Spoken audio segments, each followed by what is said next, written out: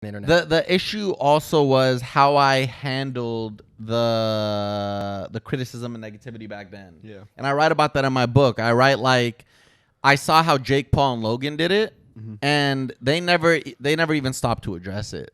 Like, or even Austin. When's the last time you've seen Austin? Like, if you search Austin's name on YouTube now, you'll find 40 videos of commentary channels talking about different lawsuits, different things, A, B, and C.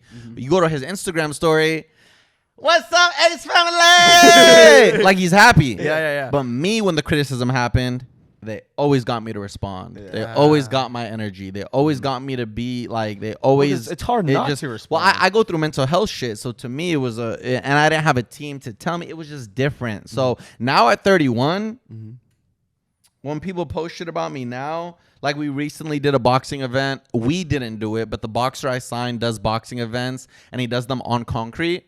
And then I saw that. Yeah. we did that, and the entire internet, like, people were making videos like, how dare Fousey and Keemstar host this event on concrete? In the past, that shit would have drove me crazy. I would have been like, oh my God, like, I got to explain myself. Now I'm like, somebody asked me recently, hey, did you see that video Vidal posted about you?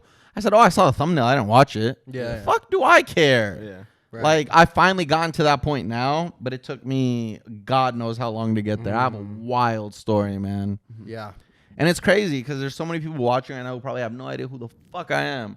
Or if they do know who I am, it's they remember me from a time where they got fed who I am by H3H3 and Keemstar and the video PewDiePie made. And they've kept that in their head forever as to like, I don't like that guy because the guy I love told me not to like it because A and B and C reasons. That's why it's like I want to sit down with people one day and be like, tell me your grievance. Yeah. Tell Well, me were your you having a grievance. lot of people coming up to you being like when all the shit was happening, were you having people come up to you be like, hey, I saw that video about you about H3? Was it a lot of that, or more so like, I still love you, man, I still love the videos that you I've do? never, maybe once recently at the Jake Paul fight, I was walking under the tunnel and there was this drunk kid up there and he was like, fuck you, Fousey! Those are always the Die! best. Fuck Oh, you! fuck And I was no. just dancing for him.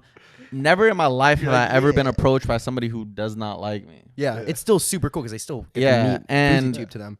And no matter, I've taken the most YouTube breaks out of any YouTuber of all time, ever. I've started more channels than any YouTuber ever has or anything like that. But never have I left for as long as I've left. Anytime I've left, I'm still talked about on YouTube in some way, somehow, some form. And if I go out in the streets, I'm stopped by absolutely everybody because their childhood remembers my face and they want a picture. Yeah. Never had a negative experience in real life. So how did you and Keem like rekindle your relationship? Because like your whole like your event that you had, like you that was a big part. Like you were like mad at like Keemstar. Like that was like a big Yeah. Person you guys got in an argument. Yeah. I write about that in my Yeah. book. He Yeah. made me want to kill myself. Yeah, I that was literally like say one of the quotes that you were saying. You're like Yeah. yelling, you're like pointing at Keemstar. Yeah, it's one of the most famous quotes on the internet. That's what people Yeah. tweet me till this day. You made me want to kill myself. Would you say you guys are friends or acquaintances? We're friends. Friends. And you guys were able to kindle that back? Huh? You guys were able to like come back and like There's no talk? comeback because we were never friends before. Okay. Oh, It was just We were never friends so before. that's a really interesting start to a friendship. It's a toxic relationship. Yeah.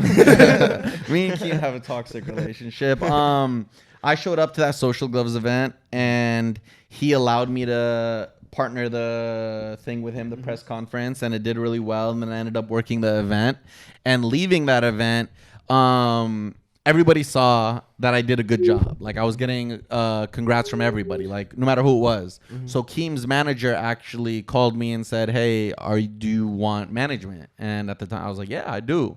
So started working with Keem's manager. Me and Keem started talking on a regular basis more and more and more and more. And then we were like, yo, why don't, let's do this. Like, cause we got hit up by every single boxing event and their mothers. Like there's so many that are happening. They were like, we want you to host it. We want you to promote it. We want you to do this. So me and Keem were like, why don't we open up a business where they hire us, both of us, to do their promotion and to run their event and be consultants. And then it went a step further when we were like, let's actually sign a boxer. So when we work these events, we have a boxer to present in these events to fight for. Right. So, but did you guys mention like anything that happened like between you guys, like when you guys Have we first- talked about it? Yeah. Yeah, Keem loves it.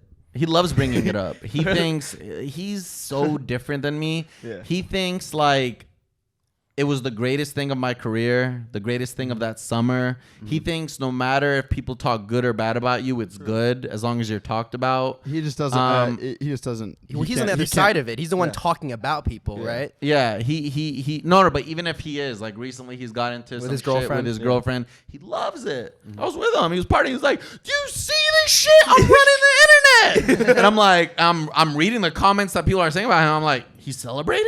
Like, god damn, why don't I have that mindset? I don't have that. But we ended up just working together and seeing what we can do. And it's like, you never know. You never know. That's sick.